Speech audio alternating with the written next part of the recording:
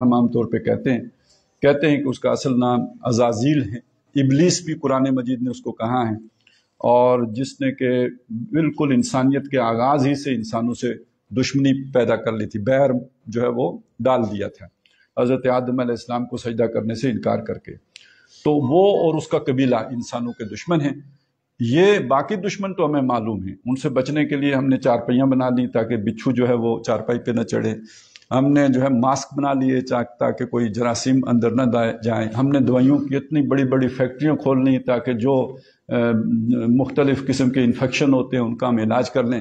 لیکن یہ کہ یہ ہم نہیں سوچتے کہ ایک اور اتنا بڑا دشمن قرآن مجید نے جس پہ سب سے زیادہ زور دیا ہے وہ جنات ہیں۔ تو اصل میں اس کا علاج، اس سے پناہ دینے والی شے اللہ کی کتاب ہے۔ شفاء لما فی الصدور، یہ وہ شے ہے کہ جو دلوں کی بیماریوں کا علاج ہے، یعنی وہ علاج جو شیطانوں کی پیدا کردہ بیماریاں ہیں ان کا علاج جو ہے وہ اللہ نے اس کتاب میں رکھا ہے۔ بس یہ ذرا پس منظر میں رکھیں۔ اب ان آیات کو ہم پڑھتے ہیں۔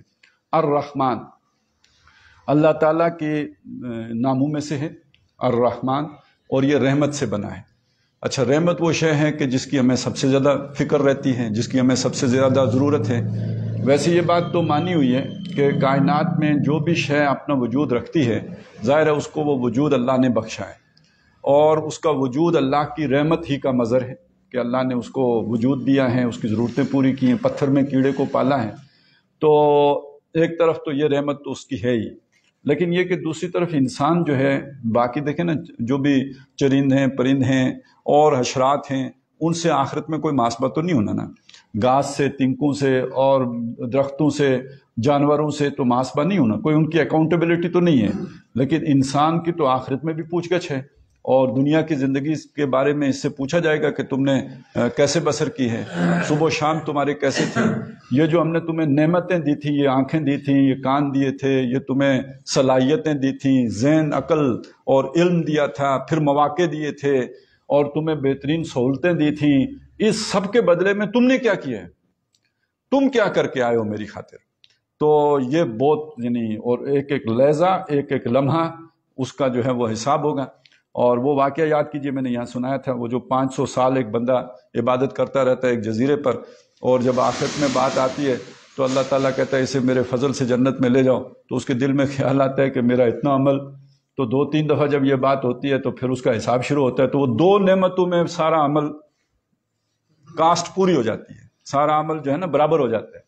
تو اس سے اندازہ لگائیے کہ اللہ کی جو نعمتیں بے پایہ انسان کے اوپر ہیں، اور پھر آخرت میں جس رحمت کے ہم متمنی ہیں اور خواستگار ہیں اور طلبگار ہیں اور ضرورت مند ہیں، حاجت مند ہیں، کہ جب تک وہ اللہ فضل نہ کرے، اللہ رحم نہ فرمائے، اللہ تعالیٰ جو ہے ہمارے حال کو نہ سدھارے، تو ہم اپنے بل پر، اپنے بل بوتے پر اور اپنی طاقت پر اور اپنے عمل پر تو جنت کے حقدار نہیں ہو سکتے۔ تو ایک تو یہ ذہن میں رکھیے، اور دوسری بات یہ کہ جب اتنے بڑے ہمارے دشمن یہاں پہ موجود ہیں، تو یعنی اس میں شیاطین دشمن بھی موجود ہیں، تو انسان اپنے بل پر تو نیک اعمال کرنے کے قابل بھی کیسے ہوگا جب تک کہ اللہ تعالیٰ کی اسپیشل پروٹیکشن اور تحفظ اور حفاظت اسے حاصل نہ ہو۔ پھر یہ کہ دنیا میں ہم دیکھتے ہیں کہ دجل و فریب ہے، دغا بازی ہے، اور معصوم چہرہ لوگ دھوکہ دیتے ہیں دھوکہ، یہ بازیگر کھلا، اور ایسے فراڈیوں، دھوکے بازوں سے بچ کر نیک رستے پہ چلنا کتنا دشوار کام ہے۔ تو جب تک اللہ انگلی پکڑ کے نہ چلائے تو تب بھی بہت مشکل ہے۔ پھر ہمارے اپنے جذبات ہیں، ہم مغلوب الجذبات ہو جاتے ہیں، ہماری اپنی خواہشات ہیں، ہم اپنی خواہشات میں بہہ کر، اپنے جذبات کی رو میں بہہ کر، تو ایک چیز کو حق جانتے ہوئے بھی اس پر چلنے کے لیے ہمارے اندر ہمت نہیں پیدا ہوتی۔ جانتا ہوں ثواب طاعت و زہد، پر طبیعت ادھر نہیں آتی، تو طبیعت بھی ادھر آ جائے، دل بھی کھل جائے، سینہ بھی اس کے لیے جو ہے وہ کشادہ ہو جائے، حالات بھی موافق ہو جائیں، وہ کام نیکی کا بھی آسان ہو جائے، اور پھر یہ کہ انسان گمراہی سے بچا رہے، شیطان کی چوک سے بھی بچا رہے، تو یہ اللہ کی رحمت کے بغیر تو ممکن نہیں ہے۔ تو گویا انسان کے لیے جو اللہ تعالیٰ کے، ظاہر ہے ہر نام اللہ کا پیارا ہے، ایما تدعو فلہ الاسماء الحسنی، آپ اسے جس نام سے بھی پکاریں تمام اچھے نام اسی کے لیے ہیں۔ لیکن یہ ظاہر ہے کہ اس میں بھی جیسے کہ ہم چیزوں میں گریڈیشن کرتے ہیں، تو اس کے اعتبار سے اگر دیکھیں انسان کے اعتبار سے تو اللہ کے ناموں میں سے سب سے پیارا نام جو اس کے لیے اسے محسوس ہوگا وہ نام ہوگا جو اللہ کی رحمت سے بھرا ہوا. اب یہ جو رحمان کا لفظ ہے یہ مبالغے کا صیغہ ہے، یعنی رحمت سے بنا ہے. لیکن جیسے میں نے کئی دفعہ آپ کو بتایا کہ عربی زبان کے سانچے، جیسے آپ کوئی سانچہ جو ہے اس میں کوئی جو ربڑ پلاسٹک ڈالیں تو ایک خاص طرح سے وہ ڈھل کے نکل آئے گی، لوہا ڈالیں تو اسی طرح کا وہ سانچہ جو بھی ہوگا وہ شے بن کے آ جائے گی. یا جیسے وہ سانچے ہوتے ہیں جس میں بلاک بنتے ہیں، یہ جو سیمنٹ کے بلاک ہوتے ہیں تو یہ سانچے ہیں. اسی طرح عربی زبان کے سانچے ہیں. مادہ اس کا رحمت ہے، لیکن جب وہ اس وزن پہ جائے گا جسے ہم فعلان کا وزن کہتے ہیں تو اس میں جو مفہوم پیدا ہوگا وہ مفہوم ہے اس کے اندر یوں سمجھیے کہ ایک مبالغہ ہوگا، یعنی بہت زیادہ رحمت. بلکہ اس کو اگر صحیح طرح سے سمجھ لیں، چونکہ کچھ اور بھی الفاظ ہیں ان سے شاید آپ کو اندازہ ہو کہ غضبناک آدمی ہوتا ہے، غضبان کا معنی ہوگا بہت زیادہ غضب، بہت جسے غضب چڑھ گیا نا وہ غضبان ہے. اسی طرح جو کہتے ہیں نا بھوک کو، تو بندہ اگر کوئی بہت زیادہ بھوکا ہو تو وہ کہے گا انا جوعان، یعنی میں بھوک سے مرا جا رہا ہوں، میرے مطلب آنتوں میں بل پڑ رہے ہیں، اتنا بھوکا ہوں، یہ جوعان ہے. اسی طرح انتہائی پیاسا آدمی کہ جس سے کہ پیاس کی وجہ سے گویا زبان تالو سے لگ گئی ہو، اس طرح کی شدید پیاس ہو تو وہ کہے گا انا عطشان، میں بہت پیاسا ہوں. تو یہ عطشان، جوعان، غضبان، تو یہ سارا ایک ہی وزن، اسی وزن پہ رحمان. تو اب کیا معنی کریں گے آپ اس پہ کہ گویا اللہ تعالیٰ کی رحمت اپنے پورے جوش پر ہے، اپنے پوری، جیسے وہ کہیں سمندر کے اندر جیسے طغیانی ہوتی ہے، وہ ٹھاٹھے مار رہا ہوتا ہے سمندر، اس طرح یوں سمجھیے کہ اللہ کی رحمت کا سمندر جب ٹھاٹھے مارتا ہے تو اس کے لیے یہ لفظ آئے گا الرحمن. اور انسان کو اللہ تعالیٰ نے ظاہر ہے جو بھی جذبات دیے ہیں نا، وہ اللہ کے جو صفات ہیں ان کا ایک پرتو ہے، ایک عکس ہے. جیسے سورج ہوتا ہے اس کی اندر روشنی ہے، تو جو دھوپ ہے اس کی کرنوں کے اندر سورج کے اس کا ایک پرتو تو ہوتا ہے نا، کرن جو اس کا ایک تعلق تو ہوتا ہے نا سورج کے ساتھ. اسی طرح کا انسان کو اللہ تعالیٰ نے جو مختلف خصوصیات دی ہیں تو وہ اللہ ہی کی خصوصیات کا ایک رنگ، ایک کرن، ایک یوں سمجھیے اس کا پرتو انسان کے اندر موجود ہوتا ہے. تو ہمارے اندر بھی رحمت کا جذبہ ہے. دیکھیں نا، ماں کی جو ممتا ہے، خود حدیث میں کہا گیا ہے کہ اللہ تعالیٰ کی جو محبت ہے انسان کے لیے وہ ماں کی محبت سے بھی 70 گنا زیادہ ہے. تو گویا ایک تطبیق تو کی گئی ہے نا، اس کو تشبیہ تو دی گئی ہے، اس کے ساتھ جوڑا تو گیا ہے، کسی نہ کسی درجے کے اس کے قریب لایا گیا ہے. تو محبت پدری بھی ہوتی ہے نا، محبت جو ہے وہ مادری تو نہیں ہوتی، پدری بھی ہوتی ہے، باپ کو بھی محبت ہوتی ہے اولاد کے ساتھ. تو کسی یعنی آپ کا بچہ نہیں ہے، کسی اور کا معصوم بچہ ہے، اور وہ کہیں آپ کو سڑک پہ پڑا ہوا ملے تو آپ کو اس سے بھی ایک محبت، ایک انسیت محسوس ہوگی. تو گویا آپ کا رحمت کا جذبہ جو جوش مارے گا. تو انسان کا اپنا تجربہ یہ ہے کہ اس کے اندر بھی ایک رحمت کبھی اوپر ہوتی ہے کبھی نیچے ہوتی ہے. یعنی یہ ہمارے، یعنی اسی بچے کو جس کو آپ اٹھا کے گھر لے آئیں، یا یہ بڑے اپنا ہی بچہ ہے اور وہ ماں کی گود میں کھیل رہا ہے، کھلا رہا ہے، آپ کو بڑا بھلا معلوم ہوا، آپ نے چاہا کہ میں بھی اسے گود میں لوں، اور آپ 5 منٹ کے اندر چاہیں گے کہ اب مجھ سے یہ کوئی لے لے. بس آپ تھک گئے ہیں، آپ کی اتنی ہمت ہے، آپ کی رحمت، آپ کی محبت تھک گئی، بس اس کی اتنی ہی اس کے اندر پوٹینشل تھا. اب وہ آپ چاہتے ہیں کہ کوئی اور اب اسے سنبھالے، اس سے زیادہ آپ اسے اٹھانے کی سکت نہیں رکھتے. اب یہ ہمارے ذہن ہے اور جس کے اندر یہ معلوم ہوتا ہے، یہ ہمارا تجربہ یہ ہے، ہماری سوچ یہ ہے، ہماری پہنچ یہ ہے. لہذا جس کی جتنی پہنچ ہوتی ہے اسی پہنچ کے مطابق وہ دوسرے کو بھی سمجھتے ہیں. میں کہنا یہ چاہتا ہوں کہ ہم ہماری سوچ کو اگر آزاد چھوڑ دیں تو ہم یہ سمجھیں گے کہ اگر کبھی کسی کی رحمت کا جذبہ کہیں موج پہ آ بھی جائے تو تھوڑی دیر کے بعد ٹھنڈا ہو جاتا ہے، کیونکہ ہمارے ساتھ یہ ہوتا ہے. تو اللہ کو ہماری اس کمزوری کا پتہ ہے، جبکہ اللہ کے اندر تو کوئی کمزوری نہیں ہے. اللہ کے اندر تو کوئی ہماری یہ کمی ہے، اللہ کے اندر تو کوئی کمی نہیں ہے. تو اس چیز کو ہمیں سمجھانے کے لیے الرحمن کے ساتھ عام طور پر ایک اور لفظ بھی لایا جاتا ہے، وہ الرحیم ہے. جیسے بسم اللہ الرحمن الرحیم، جیسے الحمدللہ رب العالمین الرحمن الرحیم. تو یہ آپ دیکھیں گے کہ اکثر و بیشتر الرحمن کے ساتھ الرحیم بھی آیا ہے. تو یہ ہمارے اس مغالطے کو دور کرنے کے لیے آتا ہے، کیونکہ یہ جو الرحیم والا سانچہ ہے، اس سانچے کے اندر جیسے اس میں مبالغے کا معاملہ ہے، اس میں مبالغہ ہے دوام کا اور استمرار کا. وہ فعل کہ جس کے اندر مداومت پائی جاتی ہے، جو ختم نہ ہو جاتا ہو، جاری رہتا ہو، تسلسل کے ساتھ جاری رہتا ہو، کنسسٹنٹ ہو، اس کو ہم لے کے آتے ہیں فعیل کے وزن پہ، رحیم کے وزن پہ. یعنی یہ عربی زبان کے اس باب کا یعنی اس وزن کا ایک خاصہ ہے. تو بتایا کیا جا رہا ہے؟ رحیم بھی رحمت سے، رحمان بھی رحمت سے. تو رحمان میں اللہ کی وہ جو صفت رحمت ہے وہ ٹھاٹھے مارتے سمندر کی طرح ہے. کبھی کبھی انسان کی رحمت بھی ٹھاٹھ مار جاتی ہے لیکن پھر بیٹھ بھی جاتی ہے. لیکن رحیم کے لفظ نے آ کے یہ بتایا کہ اللہ کی رحمت اسی جگہ پہ برقرار رہتی ہے، اس کے اندر کبھی کمی نہیں آتی. وہ پھر نیچے اس کا کوئی ڈاؤن ورڈ جو ہے وہ اس کی جو ہے وہ گراف نہیں بنتا، بلکہ وہ اسی سطح پہ برقرار رہتی ہے. یہ تسبیح کا بھی یہی مطلب، اللہ کو اس کے مقام بلند پر برقرار رکھنا، گویا اس کی اسماء و صفات کے اندر کسی طرح کی بھی کوئی کمی نہ کر دینا، کوئی کجی نہ کر، اس سطح پہ اسے برقرار رکھنا. اور یہ کہ اسے ہر کمی سے، ہر احتیاج سے، ہر ضرورت سے اور سے پاک ماننا. وہ کہتے ہیں پاکی بولنا، تو پاکی بولنے کا یہ مطلب ہے پاک سمجھنا، یعنی کوئی کمی اس کے اندر نہیں ہے، کوئی احتیاج نہیں ہے، کوئی اس کے ضرورت نہیں ہے، کوئی مجبوری نہیں ہے، کوئی کمزوری نہیں ہے. اس سے بلند ہے، بالا ہے، اس سے برتر ہے. یہ ہے اصل میں جو مفہوم بنے گا اس یعنی تسبیح کا. تو الرحمن جس میں اللہ کی صفت جو ہے نا وہ رحمت کی، وہ ٹھاٹھے مار رہی ہے، اور رحیم نے یہ بتا دیا کہ وہ بالکل اس کے اندر دوام و استمرار ہے. تو یہاں چونکہ رحیم کا لفظ نہیں آیا تو مجھے یہ سمجھانے کی ضرورت پڑ گئی کہ اللہ تعالیٰ کی جو صفت رحمت ہے انسانوں کے لیے خاص طور پر وہ اس طرح رہتی ہے کہ اس کے اندر گویا جیسے اپنے پورے جولانی پہ ہو، اپنے پورے جسے کہتے ہیں نا عروج پر ہو. تو الرحمن. اب ظاہر ہے جب کسی کی، جیسے اب اگلی بات کو سمجھ لیجئے کہ جب ہمیں کسی سے کوئی محبت پیدا ہوتی ہے، کسی کی طرف دل کھنچتا ہے، تو اب کوئی ہم ایکٹ کرتے ہیں، اس کے نتیجے میں کوئی عمل کرتے ہیں. جیسے میں نے مثال دی، بچہ اچھا لگا، آپ چاہیں گے گود لیں. تو کوئی بھی چیز جب آپ کو پھول اچھا لگے گا، آپ اس کے قریب جائیں گے، سونگھیں گے.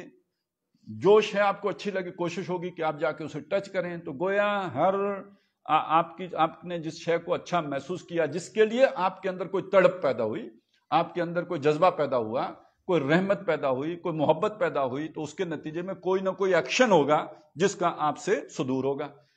تو پہلے بادشاہ ہوتے تھے، بادشاہ سلامت خوش ہو کے کیا کرتے تھے؟ کوئی انعام دیتے تھے. بادشاہ سلامت خوش ہو کے کچھ جاگیر الاٹ کر دیتے تھے، جا بھائی تجھے 5 مربع زمین دے دی. اسی طرح ہوتا ہے نا، آج بھی وہ انعامات مل جاتے ہیں. بادشاہ سلامت نہیں ہے، لیکن یہ کہ بہرحال جن کے پاس جو اختیار ہوتا ہے وہ اپنے اختیار کے بامطابق کسی کو جو ہے وہ انعام سے نوازتے ہیں، کسی سے جب وہ خوش ہو جائیں. تو اب یہ رحمان کی جب رحمت اپنے پورے جوبن پہ آئی تو اس نے انسانوں کو کیا انعام دیا؟ علم القرآن. اس نے انسان کو قرآن کا علم سکھایا. ویسے آپ اگر گہرائی میں اتر کے دیکھیں گے تو جو علم جس کسی کے پاس بھی ہے، شعوری ہو یا غیر شعوری ہو، دیکھیے بھینس کے پاس بھی علم ہے. کس چیز کا علم ہے؟ گھاس کھانے کا علم. گھاس کھانے کا ایک طریقہ ہے، آپ نہیں کھا سکتے. آپ کھانا بھی چاہیں تو جس طرح آسانی سے بھینس کھا لیتی ہے، آپ نہیں کھا سکتے. تو بھینس کو یہ علم کس نے دیا؟ گھاس کھانے کا علم اللہ نے دیا ہے. اس کی سارے جو ضرورتیں ہیں گھاس کھانے کی وہ بھی اس کے اندر رکھ دی ہیں، بھائی ایسے دانت چاہیے، اس طرح یہ جو ہے وہ گھاس کو جو ہے وہ کاٹے گی. یہ سارا اس کو صلاحیتیں بھی دے دی اور وہ کام کرنے کا طریقہ بھی سکھا دیا. لیکن بھینس کو یہ پتہ نہیں ہے کہ میرے پاس یہ علم ہے. یہ علم ہے اس کے پاس، غیر شعوری ہے. اس میں سب سے فنکار چیز کیا ہے؟ شہد کی مکھی. یعنی آرٹسٹ ہے، شہد کی مکھی آرٹسٹ ہے کہ وہ جس طرح اپنا گھر بناتی ہے. دنیا کی بڑے بڑے انجینئر حیران ہیں کہ اتنی چھوٹی جگہ پہ، اتنی کم سپیس میں اتنی جو ہے نا وہ بڑی تعمیر کر لینا جیسے کہ وہ کر لیتی ہے. یہ تو یعنی انجینئرنگ کی دنیا کا ایک آرٹ ہے، ایک اسٹیٹ آف آرٹ ہے کہ جو آپ کے سامنے آئے گا، جو مکھی کا کام ہے. یہ اسے کس نے سکھایا؟ یہ علم اسے کس نے دیا؟ یہ اللہ کا دیا ہوا علم ہے. ایک انسان ہے وہ نہ اللہ کو مانتا ہے نہ نبی. میں عوانوں سے انسانوں کی طرف آ گیا ہوں. انسانوں کا اور عوانوں کا بنیادی فرق یہ ہے کہ عوانوں کے پاس جو علم ہے اس کا انہیں شعور نہیں. انسانوں کے پاس جو علم ہے اس کے ساتھ خود شعوری بھی حاصل ہے. میرے پاس، مجھے پتہ ہے میں بول رہا ہوں. بھینس جو ہے نا وہ جو ہے وہ آواز بھی نکال رہی ہوگی، اسے شعور نہیں ہوگا کہ میں کیا کر رہی ہوں، لیکن مجھے پتہ ہے کہ میں بول رہا ہوں، آپ کو پتہ ہے کہ آپ سن رہے ہیں. تو انسانوں کو شعور بھی ہوتا ہے، ایک اضافی علم بھی ان کے پاس ہے۔ تو اب جب ہم انسانوں میں آئے تو انسانوں میں دو قسم کے لوگ ہیں، ایک وہ ہیں جو اللہ کی جو پیغمبر جو علم لے کے آئے اس کو مانتے ہیں، اور دوسرے وہ ہیں جو اسے نہیں مانتے۔ تو جو نہیں مانتے، جنہیں ہم کافر کہتے ہیں، کیا ان کے پاس علم نہیں ہوتا ہے؟ ان کے پاس بھی علم ہے۔ اللہ نے آنکھیں ان کو بھی دی ہیں، کان ان کو بھی دیے ہیں، دماغ ان کو بھی دیا ہے، تو وہ بھی آنکھوں سے دیکھتے ہیں، کانوں سے سنتے ہیں، اور اپنے جو حواس خمسہ ہیں ان کے ذریعے سے مختلف چیزوں کو محسوس کرتے ہیں۔ وہ سارا ڈیٹا جو ان سے ان کو فیڈ ہوتا ہے دماغ کو، اس کو پروسیس کرتے ہیں، نتیجہ نکالتے ہیں، تو علم تو ان کے پاس بھی ہوتا ہے۔ اچھا، یہ ساری فنکشننگ انسانوں کو کس نے دی؟ کس کا دیا ہوا یہ سارا علم؟ تو یہ اس کا ذکر آتا ہے نا قرآن مجید، وَلَا تَقْفُ مَا لَيْسَ لَكَ بِهِ عِلْمٌ إِنَّ السَّمْعَ وَالْبَصَرَ وَالْفُؤَادَ كُلُّ أُولَٰئِكَ كَانَ عَنْهُ مسؤولا، کہ تم اپنا موقف نہ بناؤ کسی ایسی شے پر جس کے لیے تمہارے پاس علم نہ ہو۔ کیوں؟ کہ اللہ نے تمہیں سماعت دی ہے، اللہ نے تمہیں بصارت دی ہے، اللہ نے تمہیں دماغ دیا ہے، ان سب کے بارے میں پوچھو گی کہ تم نے جو موقف بنایا تھا اپنی عقل کی بنیاد پر بنایا تھا یا توہم پرستی کی بنیاد پر بنایا تھا، سپرسٹیشن تھی، ایک بس تکا تھا جو تم نے لگا لیا تھا، یا سوچ سمجھ کے اپنا موقف بنایا تھا۔ تو وَلَا تَقْفُ مَا لَيْسَ لَكَ بِهِ عِلْمٌ إِنَّ السَّمْعَ وَالْبَصَرَ وَالْفُؤَادَ كُلُّ أُولَٰئِكَ كَانَ عَنْهُ مسؤولا۔ اور سورہ بقرہ کے چوتھے رکوع میں یہ صاف بتا دیا گیا دو قسم کے علم ہیں۔ وَعَلَّمَ آدَمَ الْأَسْمَاءَ كُلَّهَا، آدم کو اللہ تعالیٰ نے ہر طرح کے جو چیزوں کے خواص تھے، یہ اسماء کا مطلب یہ چیزوں کی خاصیات، یہ آگ ہے، یہ جلاتی ہے، یہ پانی ہے، یہ ٹھنڈا کرتا ہے، یہ خاصیات کا علم اللہ تعالیٰ نے آدم علیہ السلام کے اندر رکھ دیا۔ جیسے شہد کی مکھی کے اندر وہ سارا پروسیس کا علم رکھ دیا، ایسے انسان کے اندر اللہ تعالیٰ نے یہ جو سوجھ بوجھ سمجھنے کا یہ سارا میکینزم رکھ دیا اللہ نے۔ ایک علم یہ ہے۔ اسی رکوع کے آخر میں آتا ہے فَإِمَّا يَأْتِيَنَّكُم مِّنِّي هُدًى فَمَن تَبِعَ هُدَايَ فَلَا خَوْفٌ عَلَيْهِمْ وَلَا هُمْ يَحْزَنُونَ۔ تو جب تمہارے پاس میری طرف سے ہدایت آئے تو جو کوئی اس ہدایت کی تابعداری کرے گا اس کے لیے کوئی خوف نہیں ہوگا اور کوئی حزن نہیں ہوگا۔ یہ دوسرا علم ہے جو کتابوں کے ذریعے سے یعنی انبیاء کے ذریعے سے جو ملا ہے۔ تو ایک علم وہ ہے جسے ہم سائنسی علم کہیں گے، وہ حواس خمسہ کے ذریعے سے ملتا ہے۔ مادی علم آپ اسے کہہ لیجئے، علم الاجساد کہہ لیجئے، علم الابدان کہہ لیجئے، علم بالحواس کہہ لیجئے، جو نام آپ اسے دے دیں، علم اشیاء کہہ لیجئے۔ اور ایک علم وہ ہے کہ اسے آپ علم لدنی کہیں، علم وحی کہیں، اور یہ کہ جو اللہ کی طرف سے اتارا ہوا علم کہیں، یہ ایک خاص علم کی جو سورس ہے یہ ہے۔ جو اس علم کو مان لیتا ہے اسے ہم مومن کہتے ہیں، لیکن جو کافر ہوتا ہے اس کے پاس بھی پہلے والا علم ہوتا ہے جو آدم کے اندر ودیت کیا گیا، جو آنکھ ناک کان سے جو علم حاصل ہوتا ہے وہ کافر کے پاس بھی ہوتے ہیں۔ یہ سارے علوم ہیں۔ تو اب یہاں پہ اصل میں یہ بات کہی گئی ہے جو سمجھنے کی بات ہے کہ انسان کی جو اللہ تعالیٰ نے جو اس پر سب سے بڑا کرم کیا ہے، جو سب سے بڑی نعمت دی ہے، جو سب سے اس کی رحمت کا سب سے بڑا مظہر ہے، وہ یہ ہے کہ اللہ نے اس کو قرآن کا علم دیا ہے۔ اب یہ دیکھیں جو سلسلہ وحی ہے، وحی تو حضرت آدم علیہ السلام کے پاس بھی آئی نا، وحی تو حضرت نوح علیہ السلام کے پاس بھی آئی، ان سے درمیان میں بھی 2 نبی گزر گئے، پھر یہ سلسلہ رکا نہیں، ہمیشہ نبی آتے رہے۔ تو کوئی تورات لے کے آیا، کوئی انجیل زبور لے کے آیا، کوئی انجیل لے کے آیا، لیکن یہ ایک سفر تھا، ارتقاء ہو رہا تھا، درجہ بدرجہ، سیڑھی بسیڑھی، لَتَرْكَبُنَّ طَبَقًا عَن طَبَقٍ، نو انسانی بہتر سے بہتر ہدایت کی طرف جا رہی تھی۔ تو جو کامل ہدایت لے کے آیا وہ کون ہے؟ جو مکمل ہدایت لے کے آیا وہ کون ہے؟ جس کے اندر وہ ساری تعلیمات سمو دی گئیں، اور یعنی جسے کہتے ہیں نا جیسے آپ کی تعلیم مکمل ہو گئی ہو۔ ختم ہونے کا مطلب یہ نہیں ہے کہ جیسے پانی ختم ہو گیا، ختم ہونے کا مطلب یہ مکمل ہو گیا، جیسے آپ کی تعلیم مکمل ہو گئی۔ ایک علم اللہ دے رہا تھا انسان کو، اسپیشل علم، اور مسلسل دیتا چلا آ رہا تھا نبیوں کے ذریعے، ایک جگہ پہ آ کے اس نے روک دیا۔ کیا مطلب ہوا؟ یہ علم مکمل ہو گیا ہے۔ تو سب سے کامل علم وہ تو قرآن مجید ہے جو محمد رسول اللہ پہ اترا ہے صلی اللہ علیہ وسلم۔ تو اللہ کی اس رحمت کا مظہر اتم، اس کا کمال، اس کی چوٹی، اس کا عروج، وہ ہے در حقیقت قرآن کا علم جو انسان کو اللہ تعالیٰ نے عطا فرمایا۔ تو اب یہ دیکھیے اللہ کی صفات میں سے سب سے جو انسان کے لیے پیاری اور بہت ہی جس کی اسے ضرورت ہے وہ تو ہوگی صفت رحمت۔ پہلا تو اس کا ذکر آ گیا الرحمن۔ پھر اللہ تعالیٰ نے جتنی نعمتیں کی ہیں ان نعمتوں میں سب سے بلند و بالا اور اونچی اور سب سے افضل نعمت ہدایت، اور اس نعمت میں بھی جو بھی اللہ نے ہمیشہ دی ہے بس تمام و کمال آ کے پوری جب ہو گئی قرآن میں، تو گویا سب سے جو ہے وہ اعلیٰ انعام جن لوگوں کے اوپر ہوا وہ لوگ ہیں کہ جن کو اللہ تعالیٰ نے قرآن مجید کی دولت سے نوازا۔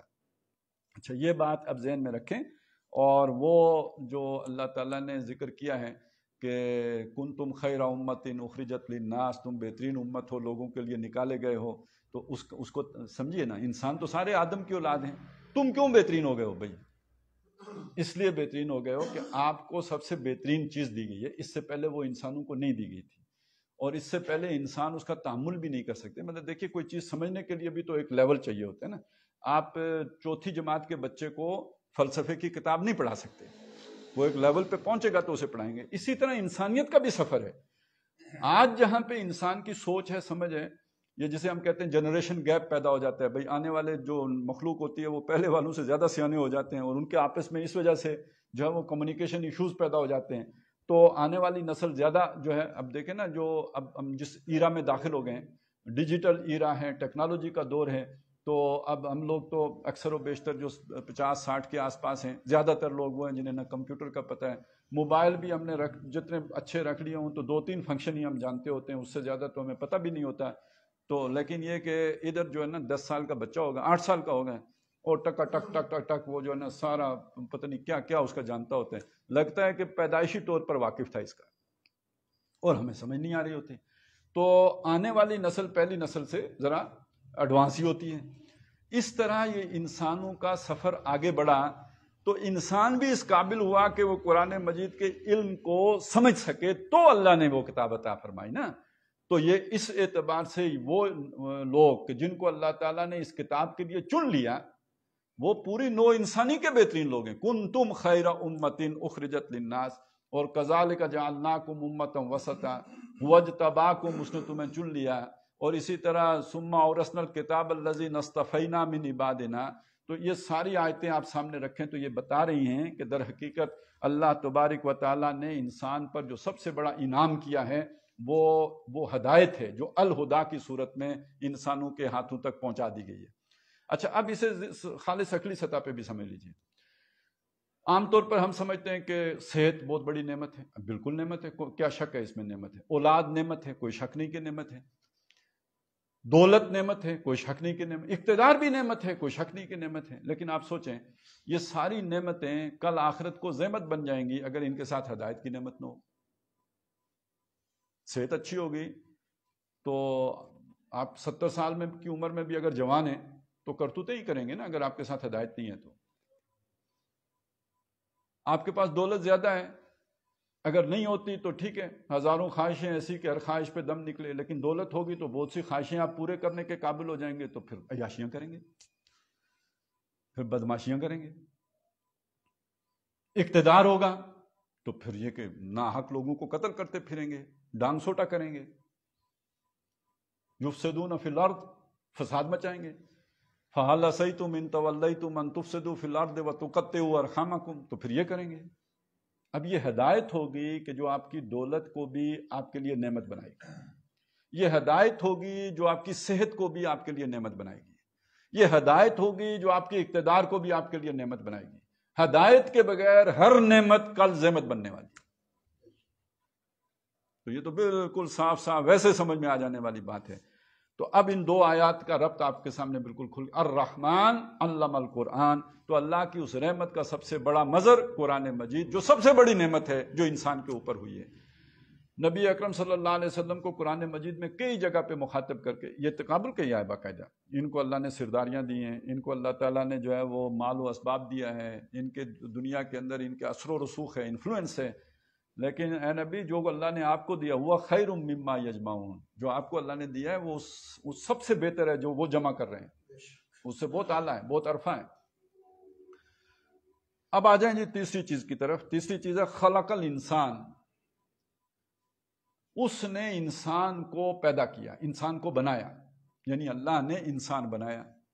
اچھا، یہ بھی بات سمجھ میں آتی ہے کہ انسان بھی بنایا تو گھوڑا بھی بنایا۔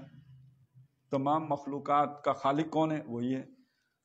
ہر شے جو موجود ہے اس کو خلق کرنے والا، اسے تخلیق کرنے والا اللہ کی ذات ہے۔ لیکن اب یہاں آ کے بات بالکل آپ پر کھل جائے گی کہ یہاں پر عام چیزوں کا ذکر نہیں ہو رہا، خاص چیزوں کا ذکر ہو رہا ہے.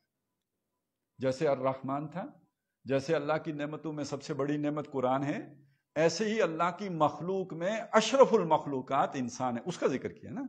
جب پیچھے اونچی چیزوں کا ذکر کیا تو مخلوق میں بھی عام مخلوق کا ذکر نہیں کیا، خاص مخلوق کا ذکر کیا، بلکہ خاص الخاص مخلوق کا ذکر کیا، جسے مانا جاتا ہے کہ یہ اشرف المخلوقات ہے. اس کا خلق الانسان، اس نے انسان کو پیدا کیا ہے جو اشرف المخلوقات ہے. اچھا، یہ بات بھی مانی ہوئی بات ہے کہ انسان اشرف المخلوقات ہے. مانی ہوئی ہونے کا مطلب یہ ہے کہ ہم تو مانتے ہی ہیں جب اللہ تعالیٰ کہتا ہے وَلَقَدْ كَرَّمْنَا بَنِي آدَمَ وَحَمَلْنَاهُمْ فِي الْبَرِّ وَالْبَحْرِ وَرَزَقْنَاهُمْ مِنَ الطَّيِّبَاتِ وَفَضَّلْنَاهُمْ عَلَىٰ كَثِيرٍ مِّمَّنْ خَلَقْنَا تَفْضِيلًا. تو ہم تو مانیں گے، بس اللہ نے فرمایا وَلَقَدْ خَلَقْنَا الْإِنسَانَ فِي أَحْسَنِ تَقْوِيمٍ، تو ہم تو مانیں گے. لیکن یہ کہ جو کافر ہیں، جو قرآن کو نہیں مانتے، جو آسمانی کتب کو نہیں مانتے، جو صرف سائنٹیفک فیکٹس کو لے کے چلنے والے ہیں، وہ مشاہدے کی بنیاد پر بھی یہ مانتے ہیں کہ تمام مخلوق میں جو سب سے اعلیٰ، سب سے برتر، سب سے بہترین، سب سے ایوالوڈ اینیمل ہے وہ انسان ہے. کیونکہ باقی دیکھیں بعض چیزوں میں حیوانات ہم سے آگے ہیں. کسی کی سونگھنے کی حس بہت تیز ہے، کسی کی دیکھنے کی حس بہت تیز ہے، کسی کی سننے کی حس بہت تیز ہے، کوئی بہت تیز رفتار ہے.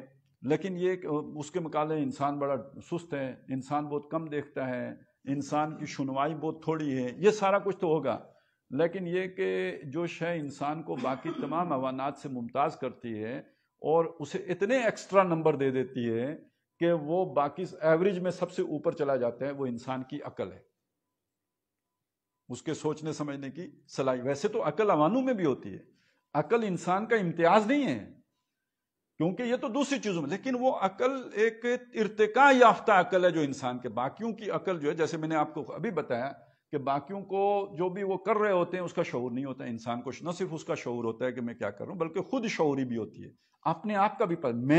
میں ہوں. یہ جانور کو نہیں پتا کہ میں ہوں، لیکن انسان کو یہ بھی پتا ہے کہ میں ہوں. اس کو اپنی انا کا، اپنی میں کا بھی پتا ہو، اسے خود شعوری بھی حاصل ہوتی ہے. تو گویا اس کی جو عقل ہے وہ بڑی ترقی یافتہ ہے، بہت ارتقاء یافتہ ہے، ایک ایوالوڈ جو ہے وہ عقل کا مالک ہے. تو یہ چیز دنیا میں ہمیشہ فلاسفہ بھی مانتے آئے ہیں، اور اس کے ساتھ ساتھ اب سائنٹسٹ بھی مانتے ہیں کہ یہ جو ایوولوشن ٹری ہے، یعنی ان کا ماننا، یہ سائنسدانوں کا ماننا تو یہ ہے نا کہ زندگی کا آغاز ایک کیڑے سے ہوا. میں بہت سادہ بات آپ کے ساتھ کر رہا ہوں. پھر وہ یعنی پہلے تو وہ جو جمادات تھے، پھر نباتات ہوئیں، پھر یہ کہ حیوانات میں جو پہلی جاندار وہ ایک کیڑے کی شکل بنی، پھر آگے کرتے کرتے کرتے یہ مختلف حیوانات بنے. پھر ان حیوانات میں ایوولوشن ہوا تو وہ عام طور پہ وہ جو کہانی بندر وغیرہ والی اور وغیرہ سنائی جاتی ہے، تو پھر کرتے کرتے کرتے یہ انسان کی شکل بن گئی. تو بہرحال وہ اپنی بہت ساری چیزیں جوڑتے ہیں، یہاں تک بھی جوڑ لیتے ہیں کہ یہ اس کی دم بھی تھی. آج تک اس دم کا نشان اس کی ریڑھ کی ہڈی کے آخری کونے پہ موجود ہے، اور اگر اس کو دیکھیں تو لگتا ہے کہ کبھی دم تھی جو گر گئی ہے. تو بہرحال یہ اچھا، وہ یہ بھی کہتے ہیں کہ کمر کا درد اسے اسی لیے ہوتا ہے کہ بیسیکلی تو اس کی 4 ٹانگیں تھیں، تو یہ جب کھڑا ہو گیا تو یہ اس کی ایگزیکٹ پوزیشن نہیں ہے، تو اس کی وجہ سے زیادہ عمر کے بعد اسے کمر شریف دکھنے بھی لگتی ہے. تو بہرحال یہ ایک کہانی ہے جو ان کی سمجھ، یہ کوئی ثابت شدہ بات نہیں ہے، یہ ایک تھیوری ہے جو انہوں نے قیاس کر کے ایک چیز بنائی ہے. تو کہنے کا مقصد میرا یہ تھا کہ جو لوگ ان چیزوں کو بھی مانتے ہیں وہ بھی سمجھتے ہیں کہ جو حیوانات میں ارتقاء ہوا، کرتے کرتے کرتے کرتے حیوانوں میں جو سب سے اوپر چلا گیا وہ انسان ہے. تو گویا اشرف المخلوقات ہونے پر انبیاء اور سائنسدانوں کے درمیان اتفاق ہے، اگرچہ کہ اس کی بنیادیں بالکل مختلف ہیں. سائنسدان اسے ایک سب سے ترقی یافتہ حیوان سمجھتے ہیں، لیکن یہ کہ قرآن مجید انسان کو حیوان نہیں کہتا، وہ اسے حیوان سے اوپر لے کے جاتے ہیں. وہ انسان کا معاملہ اور اشرف، اور جب انسان کو قرآن اشرف کہتا ہے، ذرا اس بات کو سوچئے جہاں تک سائنس کبھی پہنچ ہی نہیں سکتی کہ فرشتوں سے بھی سجدہ کروائیں اسے. تو یہ حیوان کی بات نہیں ہے، اس سے بہت آگے کی بات ہو گئی ہے. فَإِذَا سَوَّيْتُهُ وَنَفَخْتُ مِن رُّوحِي وَنَفَخْتُ فِيهِ مِن رُّوحِي فَقَعُوا لَهُ سَاجِدِينَ. تو یہ تو بہت ہی وَلَقَدْ كَرَّمْنَا بَنِي آدَمَ وَحَمَلْنَاهُمْ فِي الْبَرِّ وَالْبَحْرِ وَرَزَقْنَاهُمْ مِنَ الطَّيِّبَاتِ وَفَضَّلْنَاهُمْ عَلَىٰ كَثِيرٍ مِّمَّنْ خَلَقْنَا تَفْضِيلًا. تو اللہ تعالیٰ نے تو انسان کو بہت بلند مقام بتایا ہے اپنی کتابوں میں، لیکن یہ کہ یہاں تک تو کم از کم سائنسدان بھی مانتے ہیں کہ تمام مخلوقات میں سب سے ترقی یافتہ جو مخلوق ہے وہ انسان ہے۔ تو اللہ کی صفات میں سب سے اونچی صفت ہمارے اعتبار سے الرحمن، پھر اس کا جو مظہر اتم ہے، جو ہم کھانا کھاتے ہیں یہ بھی اللہ کی رحمت ہے، جو ہم ایک دوسرے سے بات چیت کرتے ہیں جو محبت، یہ بھی اللہ کی رحمت ہے۔ لیکن یہ کہ سب سے بڑی رحمت یہ ہے کہ اللہ تعالیٰ نے ہمیں ہدایت کی دولت سے نوازا ہے اور قرآن جیسی دولت سے نوازا ہے، اور اسی طرح اللہ نے جو کچھ بھی بنایا ان میں سب سے چوٹی کی جو مخلوق اللہ نے بنائی وہ انسان ہے۔ علمہ البیان، انسان کو بہت سی صلاحیتیں دی، ابھی میں نے وہ بات بھی کی تھی، لیکن یہ کہ بہت سی صلاحیتوں میں حیوان اس سے آگے ہیں، لیکن جو انسان کی سب سے ممتاز صلاحیت ہے جو کسی اور میں نہیں ہے، میں نے کہا تھا نا عقل میں انسان ممتاز نہیں ہے، اور حیوانوں میں بھی عقل ہوتی ہے، تھوڑا بہت ان میں یعنی پروسیسنگ بھی ہوتی ہے۔ چیونٹی بھی اگر آپ وہ چل رہی ہو نا تو آپ اس کے آگے ایک دفعہ تیلی رکھیں تو وہ جو ہے نا اس کے بعد جو ہے وہ رکے گی، دائیں دیکھے گی بائیں آخر وہ کوئی فیصلہ کر کے کہیں ٹرن لے لے گی، اس کا مطلب ہے اس کی عقل بھی کام کر رہی ہوتی ہے۔ حیوانوں کو بھی آپ دیکھیں جو وہ پہچان رہے ہوتے ہیں کسی نہ کسی درجے میں کہ کون مجھے روز گھاس ڈالتا ہے، اس کے ساتھ ان کا بیہیویئر اور ہوتا ہے، اجنبی بندہ چلا جائے تو ان کا بیہیویئر اور ہو جاتا ہے، تو اس سے پتہ یہ لگا کہ کچھ نہ کچھ عقل ان کے اندر بھی ہوتی ہے۔ تو عقل میں تو انسان باقیوں میں ممتاز نہیں ہے، یہ بات ضرور ہے کہ انسان کی عقل باقیوں سے اعلیٰ و ارفع ہے، لیکن یہ والی جو صفت اللہ تعالیٰ نے بیان کی ہے کہ انسان بیان کر سکتا ہے۔ بیان کا مطلب کیا ہے؟ میرے اندر کچھ خیالات ہیں، میرے اندر کوئی سوچ ہے، میرے اندر کچھ تصورات ہیں، میں ان کو الفاظ کا جامہ پہنا کر اپنے خیالات کا اظہار کر سکتا ہوں، جسے ہم کہتے ہیں اظہار ما فی الضمیر۔ آپ نے یہ لفظ سنا ہوگا، یہ جملہ، تو یہ کیا چیز ہوتی ہے؟ اظہار، ظاہر کرنا۔ کیا ظاہر کیا آپ نے؟ ما فی الضمیر، جو میرے اندر چھپا ہوا تھا، آپ نہیں جانتے تھے میرے دل میں کیا ہے، اس کو میں نے الفاظ کی صورت میں آپ کے سامنے ظاہر کر دیا۔ اچھا، ہم یہ بھی کہتے ہیں میں اپنے جذبات کا اظہار الفاظ میں نہیں کر سکتا، یعنی وہ جو میرے اندر آپ کے لیے محبت ہے، عقیدت ہے، احترام ہے، اس کے لیے میرے پاس الفاظ ہی نہیں ہیں کہ میں اپنے دل کے جذبات آپ کے سامنے کھول کر بیان کر سکوں، گویا اظہار ما فی الضمیر ممکن نہیں۔ تو بہرحال یہ ان مثالوں سے سمجھ لیجئے کہ بیان کا مطلب کیا ہے، یعنی اپنے خیالات، اپنی سوچ، اپنے جذبات کی ترجمانی بصورت الفاظ کرنا، الفاظ کی صورت دے کر دوسرے تک اپنی بات، اپنے جذبات کو کنوے کر دینا، یہ انسان کی الگ الگ تھلگ صلاحیت۔ ایک دنیا میں اللہ تعالیٰ نے کسی اور مخلوق کو بیان کی صلاحیت نہیں عطا فرمائی ہے، اس میں انسان ممتاز ہے، یہ اس کی چوٹی کی صلاحیت ہے گویا، اور ممتاز صلاحیت ہے، اکلوتی صلاحیت ہے، اس میں کسی کوئی اس کے مقابل ہے ہی نہیں، وہ تنہا ہے۔ ہاں، فرشتے ہوں گے وہ ظاہر نظر نہیں آتے، جنات ہوں گے وہ ہمیں نظر نہیں آتے، جو نظر آنے والی مخلوق ہے اس میں انسان کی یہ صلاحیت جو ہے وہ موجود ہے۔ اچھا، جس زمانے میں سائنس نے اتنی ترقی نہیں کی تھی کہ ہم باقی اعتبارات سے یہ جان سکیں کہ انسان جو ہے وہ ایوولوشن ٹری کی ٹاپ پہ ہے، تو اس زمانے میں بھی انسان کے بارے میں یہ تصور موجود تھا، یعنی بلند ہونے کا۔ اس کی بنیاد یہ بتائی جاتی تھی کہ انسان حیوان ناطق ہے۔ ہم جس زمانے میں کتابیں پڑھتے تھے تو یعنی اسکول پڑھا ہے تو اس زمانے میں انسان کی یہ دو چیزیں بیان کی جاتی تھیں، حیوان ناطق ہے اور دوسرا سماجی حیوان ہے، یعنی باقی حیوانات مل جل کے نہیں رہتے، یہ وہ حیوان ہے جو مل جل کے کنبے بنا کر، گھر جو ہے نا قبیلے بنا کر، محلے آباد کر کے رہتے ہیں، باقیوں کا یہ معاملہ نہیں ہے۔ تو لیکن یہ کہ چونٹیاں بھی ایسی کرتی ہیں، شہد کی مکھیاں بھی ایسی کرتی ہیں، تو یعنی اس میں بھی امتیاز نہیں ہے، البتہ یہ کہ وہ حیوان ناطق ہونے میں امتیاز ہو گیا۔ سماجی حیوان میں بھی اتنا امتیاز نہیں ہے، لیکن یہ کہ بہرحال اس اعتبار سے حیوان ناطق ہونے کے اعتبار سے یہ ممتاز ہو گیا۔ تو یہ انسان کی امتیازی صفت ہے کہ وہ اپنا ما فی الضمیر بیان کر سکتا ہے۔ اب اس امتیازی وصف کی وجہ سے یہ ممکن ہوا کہ اللہ تعالیٰ اپنا پیغام اس تک پہنچائے۔ دیکھیں، میں کلام نہ کر سکتا ہوتا یا آپ کلام نہ کر سکتے ہوتے، اللہ کے کلام کو ہم کیسے سمجھتے؟ اب سمجھ میں آ گئی بات؟ مطلب یہ کلام پہاڑ پہ اترتا، اس پر وہ کیا، اسے کیا پتہ چلتا ہے بھئی اللہ کیا کہنا چاہ رہے ہیں؟ یہ اگر وہ کسی بھی اور مخلوق پر اتر جائے تو اسے کیا سمجھ آئے گی کہ اللہ تعالیٰ کیا کہہ؟ انسان سمجھ لیتا ہے۔ کیوں سمجھ لیتا ہے؟ کہ یہ اظہار ما فی الضمیر کر سکتا ہے۔ تو دوسرے کی بات کو سمجھنا، اپنی بات کو سمجھانا، یہ صلاحیت اللہ تعالیٰ نے صرف انسان کو دی ہے۔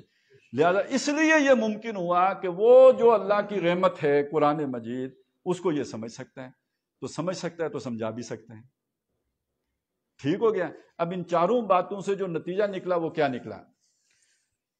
نتیجہ یہ نکلا کہ اللہ کی جو سب سے بڑی عطا کردہ دولت ہے انسان کے لیے وہ قرآن مجید ہے. اس قرآن کو جو سمجھے، ظاہر محنت تو کرنی پڑے گی اس کو سمجھنے کے لیے، سمجھنے کی طاقت اس کے اندر، پوٹینشل ہے، سمجھنے کی صلاحیت اس کے اندر ہے. تو جو اس کو سمجھنے کے لیے محنت کرے، کوشش کرے، زور لگائے، اس کے لیے وہ مشقت کرے تاکہ میں سمجھ لوں اللہ کیا کہہ رہے ہیں، تو یہ تو اس کا پہلا یعنی سٹیپ ہوگا، سمجھنا.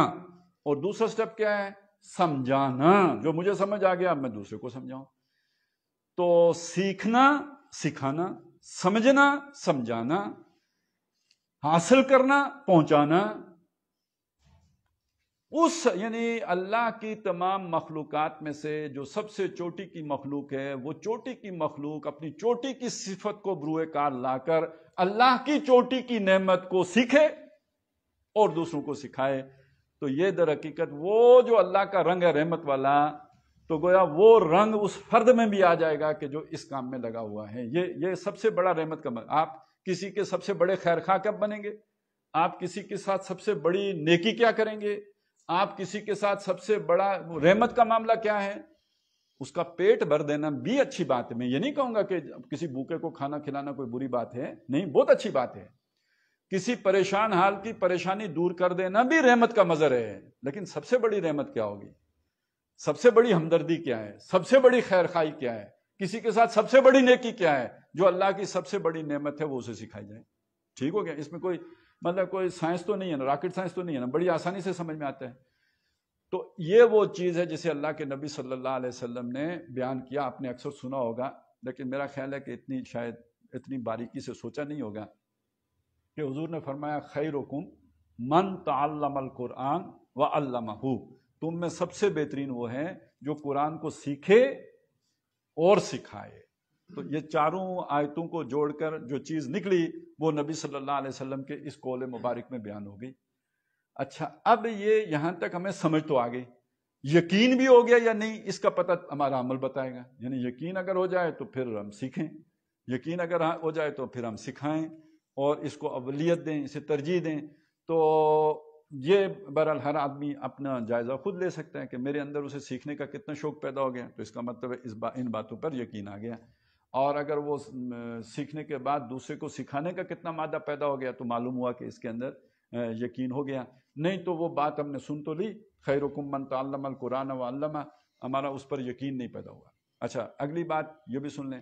انسان کی کوئی محرومی ہو، یعنی وہ کچھ کرنا چاہتا ہو نہ کر پایا ہو اپنی زندگی میں، مجبوریاں ہوتی ہیں. ظاہر ہے وہ ایک ہوتا ہے نا ہمارا محاورہ جمعیاں تو بودیا پلمیا، مطلب مجبوریاں پڑ گئیں، ذمہ داریاں آ گئیں، تو بہت سی خواہشیں جو ہیں وہ دل میں رہ گئیں. تو جب کچھ خواہش آپ کی دل میں رہ گئی ہو، آپ کیا کرتے ہیں زندگی میں؟ اس خواہش کو پورا کرنے کا کوئی دوسرا موقع کب آتا ہے؟ جو آپ حاصل نہیں کر سکے، آپ کی خواہش ہوتی ہے کہ میں اپنی اولاد کو حاصل کرواؤں. یہ ایک بڑا کامن فیکٹر ہے کہ اپنی محرومیوں کا ازالہ انسان جو ہے وہ اپنی اولاد کو وہ نعمت دے کے تو وہ ایک سوچتا ہے کہ چلیں اس کی کسی درجے میں تلافی ہوگی. کوئی شخص بہت محروم رہ گیا، پڑھ نہیں سکا، ان پڑھ آدمی کے اندر زیادہ خواہش ہوگی کہ وہ اپنی اولاد کو پڑھائے. اتنے پڑھے لکھے کوئی اندر شاید اتنی خواہش نہ ہو جتنے ان پڑھ کے اندر ہوگی. تو اسی پر قیاس کر لیجئے کہ ایک شخص فرض کریں وہ قرآن نہیں سیکھ پا رہا ہے یا نہیں، اب اس کی عمر اس درجے میں پہنچ گئی ہے، لیکن یہ کہ اسے سمجھ آ گئی ہو، تو پھر یہ کہ اس کی خواہش پیدا ہوگی کہ اس کی اولاد تو کم از کم یہ چیز بنے. تو بہرحال یہ 4 آیات میں جو بات ہمارے سامنے آئی کہ الرحمن علم القرآن خلق الانسان علمہ البیان، یہ وہ بات ہے جو نبی صلی اللہ علیہ وسلم کے اس قول مبارک میں آ گئی، خیرکم من تعلم القرآن وعلمہ. اور یہی یعنی اس اعتبار سے اب سمجھ لیجئے کہ ہر انسان، ہر مومن، اس کے اوپر جو قرآن مجید کی ذمہ داریاں عائد ہوتی ہیں، یعنی ان آیات کی روشنی میں اگر ہم سمجھیں تو کیا کریں کہ بھئی یہ حق ادا ہو جائے. تو پہلی بات تو یہ ہے کہ یہ یقین رکھیں کہ یہ اللہ کا کلام ہے. یہ بھی اب حالات ایسے آ گئے کہ اس کی ضرورت پڑ جاتی ہے، اور یہ یقین سب سے پہلے محمد رسول اللہ نے خود اپنے اندر پیدا کیا. آمن الرسول بما انزل الیہ من ربہ والمؤمنون، ایمان لائے رسول صلی اللہ علیہ وسلم اس پر جو ان کی طرف، ان کے رب کی طرف سے نازل کیا گیا، یعنی قرآن. اس پر سب سے پہلا ایمان لانے والا کون؟ محمد رسول اللہ. والمؤمنون، تمام ایمان والے ایمان لائے. تو پھر ہمیں بھی تو دل و جان سے اس پہ ایمان لانا ہے نا. تو پہلا تقاضا تو یہ. دوسرا تقاضا یہ کہ ہم اسے پڑھا کریں. اور یعنی اپنی تلاوت کا معمول بنائیں، صورتیں جو جتنی یاد ہو سکتی ہیں انہیں یاد کریں. ہر عمر میں بندہ یاد کر سکتا ہے. یہ نہیں کہ آپ بس قل هو اللہ آخر پڑھ لی تو وہ کفایت. کہ چلیں جسے 10 آتی ہیں، جسے 2-3 آتی ہیں وہ 10 تک پہنچے، جسے 10 آتی ہیں وہ 20 تک پہنچے، 40 تک پہنچے. جسے آخری پارہ آتا ہے تو وہ اس میں 2 پارے کر لے، 3 پارے کر لے. تو گویا اس طرف ہر وقت انسان لگا رہنا چاہیے. یہ پڑھنے کے اندر یہ شامل ہے تاکہ جب ہم نماز میں پڑھیں تو زیادہ سے زیادہ پڑھ سکیں. اصل میں تو قرآن یہ جو قیام ہے نماز کا اہم ترین جز جو قیام ہے، اور نوافل میں تو ہونا ہی یہ چاہیے کہ انسان زیادہ سے زیادہ قرآن پڑھ سکے. جتنا آپ کو حفظ ہوگا اتنا ہی پڑھ سکیں گے نا. تو اس حفظ کے ذخیرے میں بھی انسان اضافہ کر رہے ہیں، ہر عمر میں کرتا ہے. یہ نہیں کہ یہ چھوٹے بچوں کی ذمہ داری ہے کہ وہ حفظ کریں. آپ پورا نہیں کر سکتے کوئی پرابلم نہیں، جتنا کر سکتے ہیں اتنا کرتے رہیں. میں نے بتایا نا 3 صورتیں آتی ہیں تو 10 کا ٹارگٹ رکھ لیں، 10 آتی ہیں تو 40 کا ٹارگٹ رکھ لیں. وہ کر لیں، پارے کا رکھ لیں، 2 پاروں کا کر لیں، آخری منزل کا کر لیں. یہ آپ اسے لے کے چلتے رہیں. تو یہ تو دوسری بات ہوگی. تیسری بات یہ ہے، اور ظاہر ہے یہ بھی سیدھی سمجھ میں آنے والی بات ہے، میں اس میں نہیں جا رہا، جو احادیث اور ان میں نہیں جا رہا، کیونکہ وہ میں آپ کے سامنے رکھوں تو ٹائم اور گزر جائے گا. میں سیدھی بات جو لاجک سے سمجھ میں آتی ہے وہی کہہ رہا ہوں. اب ظاہر ہے یہ کتاب آئی تو ہدایت کے لیے نا، ہدا ہے، ہدایت لینا، گائیڈنس صرف پڑھنے سے تو نہیں ملے گی. ٹھیک ہے نا، گائیڈنس آپ کو ملے گی تب جب آپ اسے سمجھیں گے. بھائی میں اگر انگریزی میں بات کرنا شروع کر دوں اور یہاں پہ 40 بندوں کو وہ سمجھ ہی نہ آئے تو میں گائیڈنس تو نہیں دے سکتا نا. میں اس زبان میں بات کروں گا جو آپ کو سمجھ میں آتی ہے تو تب رہنمائی دے رہا ہوں. اب اللہ نے اپنی جو رہنمائی ہمیں دی ہے وہ عربی زبان میں دی ہے، پہاڑی میں نہیں دی، اردو میں نہیں دی. وہ ہم جو بولیاں سمجھتے ہیں ان میں نے عربی زبان میں دی. تو جب تک ہم اسے یا تو وہ زبان سیکھیں یا جن لوگوں نے اس کی ٹرانسلیشنز کی ہیں، ترجمے کیے ہیں، تفسیریں لکھی ہیں وہ پڑھیں اردو میں، ہماری زبان میں، تو تب جا کے ہمیں سمجھ آئے گی کہ اللہ تعالیٰ کیا ہم سے کہہ رہے ہیں. سمجھ کی بات تو تب ہے.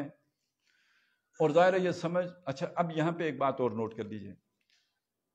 ہمیں معلوم ہے کہ ہم جب ایک حرف بھی پڑھتے ہیں نا تو اس پہ بھی 10 نیکیاں ملتی ہیں. ہم نے الف لام میم پڑھا تو 30 نیکیاں مل گئی. یہ بالکل صحیح بات ہے.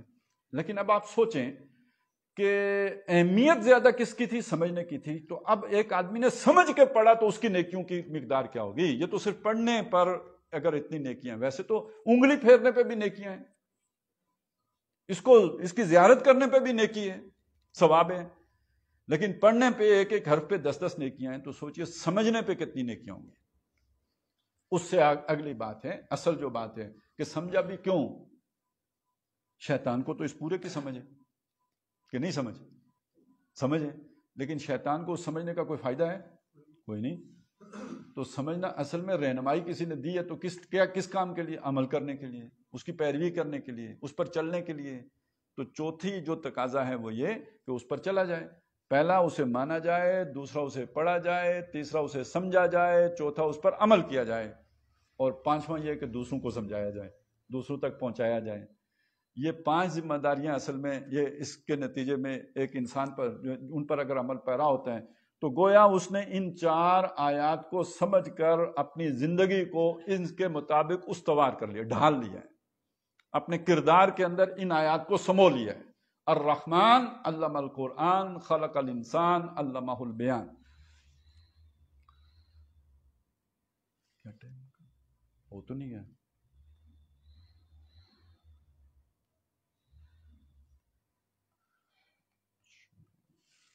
بس کریں؟ ٹھیک ہے. بارک اللہ لی ولکم فی القرآن العظیم ونفعنی وایاکم بالآیات والذکر الحکیم.